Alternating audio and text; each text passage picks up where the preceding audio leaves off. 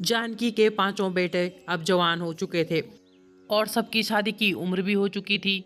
जानकी को उन पांचों की शादी की चिंता सता रही थी। फिर एक रोज उनका कुल पुरोहित जानकी के सबसे बड़े बेटे अरविंद के लिए नंदिनी नाम की लड़की का रिश्ता लेकर आता है। तब जानकी बिना देर किए अपने बड़े बेटे अरविंद की शादी नंदिनी से कर देती है। आओ मेरी सबसे बड़ी बहू, हमारे घर में तुम्हारा स्वागत है। भगवान करे तुम्हारे कदम पड़ते ही मेरी बाकी चारों बेटों की शादी भी जल्द से जल्द हो जाए। आओ मेरी घर की लक्ष्मी, तुम मेरे घर में तुम्हारा स्वागत है। शादी के अगले दिन जानकी अपनी बहू के कमरे में जाकर अपनी बहू से कहती है, बहू बहू बेटा, आज तुम्हारी मुंह दिखाई है। मैं चाहती हूँ तुम ये साड़ी पहनो। माँ जी, अगर आप कहें तो मैं अपनी माँ की दी हुई साड़ी पहन लूं। पहले मुझे दिखा। अगर हल्की होगी तो मैं बिल्कुल नहीं पहनने दूंगी, पहले ही बता देती हूँ। हाँ। नंदिनी अलमारी से वो बनारसी साड़ी लेकर आती है, जिसे देखकर आज जानकी की आंखें फटी की फटी रह जाती हैं। अरे वाह बहू, ये तो बहुत सुंदर साड़ी है। कितने की ली है तुमने? माँ जी, माँ ने ये साड़ी पूरे 50,000 रुपए में ली है। प्योर बनारसी सिल्क साड़ी है ये।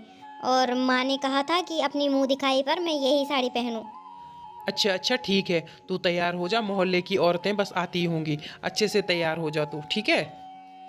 थोड़ी देर बाद मोहल्ले की सारी औरतें आ जाती हैं।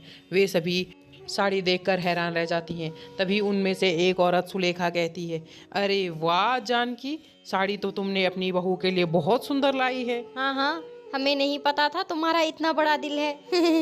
बहुत सुंदर साड़ी है। नहीं नहीं आंटी जी, वो हाँ हाँ, ये साड़ी हमने ही दी है। वो क्या है ना, घर की बड़ी बहू है तो इतनी महंगी साड़ी देना तो बनता ही है ना। जानकी सबके सामने झूठ बोल देती है और नंदिनी को चुप रहने के लिए कहती है। बेचारी नंदिनी चुपचाप अपनी माँ की साड़ी का क्रेडिट अपनी सास को लेने देती है। साड़ी के साथ साथ सभी औरतें नंदिनी की भी बहुत तारीफ करती हैं। ऐसे ही कुछ दिन बीत गए और जानकी के दूसरे नंबर के बेटे कविंद्र की शादी भी हो गई। तब जानकी अपनी बड़ी बहू नंदिनी से कहती है, नंदिनी बेटा, कल ना शिवानी की मुंह दिखाई है, तो तू अपनी वो बनारसी साड़ी मुझे दे देना, तो मैं वो साड़ी शिवानी को पहनने को दे दूंगी मुंह दिखाई में।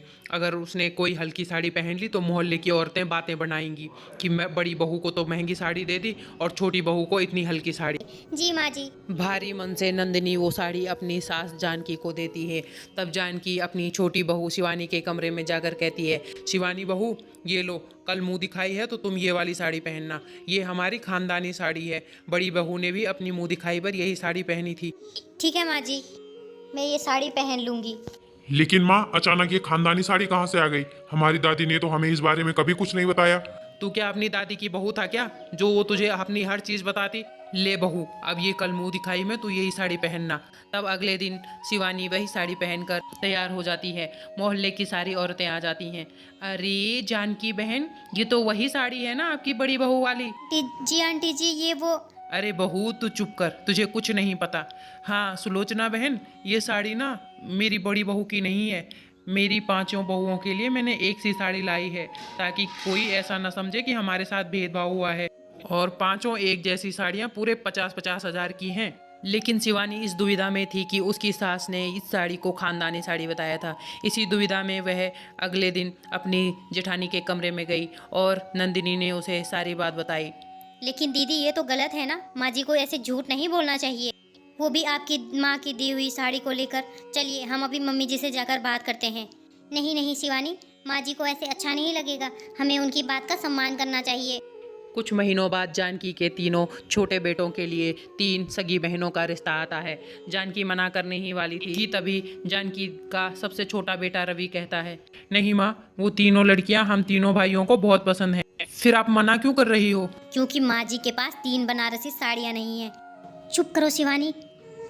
फिर अपने तीनों बेटों की पसंद के सामने जानकी को झुकना पड़ता है और वह अपने तीनों बेटों की शादी प्रीति, श्रुति और कृति के साथ कर देती है।